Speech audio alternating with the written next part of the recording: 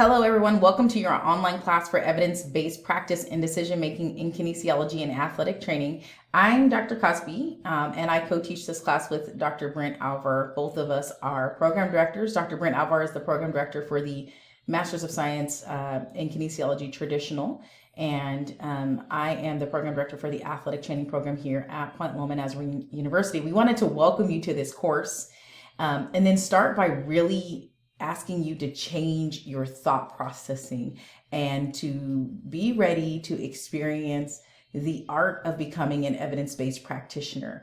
The purpose of this course is definitely not to frustrate you, but rather to open your eyes to the world of what it means to use evidence to drive your decision making, whether that's in sport performance, whether that's in integrative wellness, whether that's in exercise science or athletic training. One of the things that we know and been intentional about in both of our programs is that in order to be a successful practitioner, it doesn't matter which type of practitioner or clinician, you have to use the evidence to drive your decision making. So this 8-week course is definitely going to be challenging. It's going to make you rethink the way that you see your prospective profession.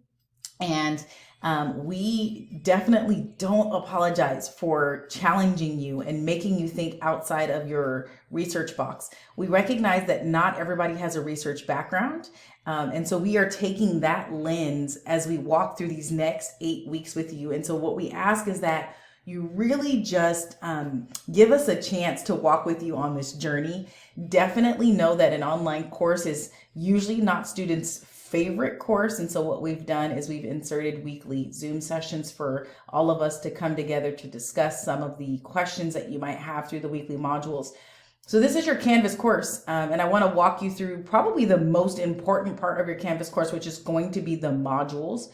So when you click on that modules tab, each of the weeks that we'll go through will live in each of the modules. In the first module, we have what is called course information or critical appraisal topic information. And in this module is more so just to give you the housekeeping materials of the course. So if you want to learn a little bit more about Dr. Alvar or I, you can click here and learn a little bit more about our families and our research backgrounds and why we're at Point Loma. And then the hallmark or capstone project of this course will be your own written critical appraisal topic. So if you are a person who likes to know in advance what's going to be required of you at the end of 8 weeks, then you'll spend time in this section. And then obviously we love to give students examples, but more importantly, examples from previous students who have taken this class and have excelled or even published their critical appraisal topic when they finish the course. So if you want to see what your outcome is going to look like, you can click here to see previous student examples. This week, we are diving into what we call is developing the clinical question. In order to become an evidence-based practitioner, I would argue in order to be a good researcher, you really have to be able to do what we call is develop a clinical question, ask a clinical question, but not just ask it, understand what the components are to asking an appropriate clinical question, one that will help you answer some type of question that you might have in your respective field. So as you begin to work within our class, we spend a lot of time developing what are called the weekly overviews. The weekly overviews will tell you what topic we're covering that week, but more importantly, the weekly overviews will also tell you what's due for that week and when it's due, and then the format it will be due in. One of the things that I think we really got excited about was this concept of what we call is interdisciplinary or interprofessional practice. So even though you are enrolled in this particular course, you all need to know that you are enrolled with students who are in the Masters of Science in Kinesiology program, both the traditional and the integrative wellness.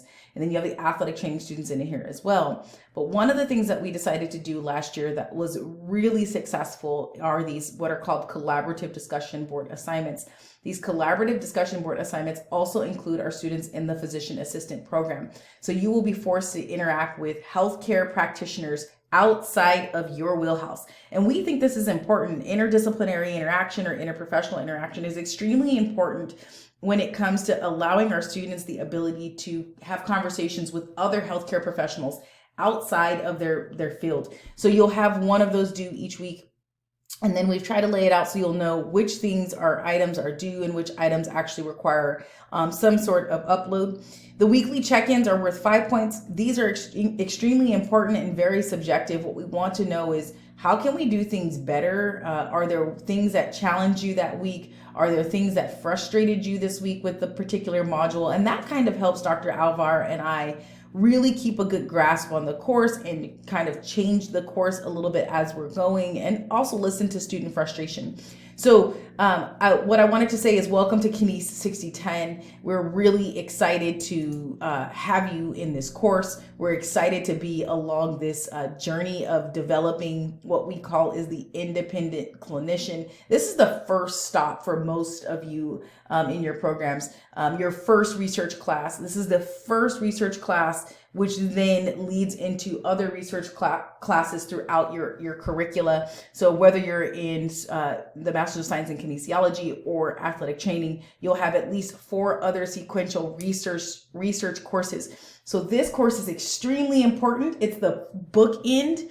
And the reason it's the beginning bookend is because we want to make sure that you can do the first thing that we're getting ready to have you do, which is ask the important clinical questions. Can you get used to what it means to putting together the pieces of a really well-developed clinical question? If the answer to that question is yes, then developing a research project, if that is you in the Master's of Science in Kinesiology, or writing a critical appraisal topic for your final 2-year project in the athletic training program, or as a capstone course in integrative wellness, will become a lot easier as you progress to research methods, either in quad 2 of the first semester or in the spring semester, depending on your program. We are extremely excited to enter into this journey of developing your clinical mind, your research mind. So if you have any other questions, please feel free to reach out to us. Again, Dr. Alvar will field questions for our Master's of Science in Kinesiology traditional and integrative wellness students, and I will be happy to field any questions coming from our athletic training students enrolled in this course. I hope this has been a helpful introduction to the course. Please let us know if you have any questions. Looking forward to this 8-week journey with all of you.